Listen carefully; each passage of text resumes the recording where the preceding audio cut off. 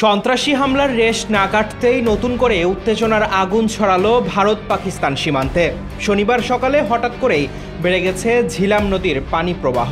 পাকিস্তানের আজাদ কাশ্মীরের প্রশাসনের দাবি এটা কোনো প্রাকৃতিক ঘটনা নয়, ভারত উদ্দেশ্য প্রণোদিতভাবে পানি ছেড়ে দিয়েছে। ফলে মুজাফফরবাদে সৃষ্টি হয়েছে মাঝারি মাত্রার বন্যা। এই মুহূর্তে কোনো প্রাণহানির খবর পাওয়া না গেলেও নদীর পাশের গ্রামের মানুষজনকে সরিয়ে নেওয়া হচ্ছে। স্থানীয় প্রশাসন নদীর ধারে যাতায়াত বন্ধ করে দিয়েছে, গবাদি পশু সরাতে বলছে সবাইকে। কিন্তু প্রশ্ন উঠেছে, কেন হঠাৎ এই পানি? আরও বড় প্রশ্ন, এটা কি শুধুই প্রাকৃতিক দুর্যোগ নাকি শুরু হয়েছে জল নিয়ে রাজনীতি? মাত্র কয়েকদিন আগেই কাশ্মীরের পেহেলগামে সন্ত্রাসী হামলায় নিহত হয়েছিল ২৬ জন। সেই ঘটনার রেশ কাটতে না কাটতেই ভারত থেকে ছাড়া হলো বিপুল পানি।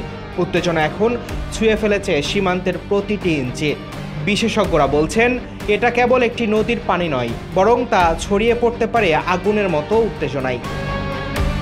কূটনৈতিক টানাপোড়েন, রাজনৈতিক সংকেত আর সীমান্ত জুড়ে ছড়িয়ে পড়া আশঙ্কার ছায়া। আজাদ কাশ্মীরে কেবল বন্যা নয়, আতঙ্ক বয়েছে ঘরে ঘরে।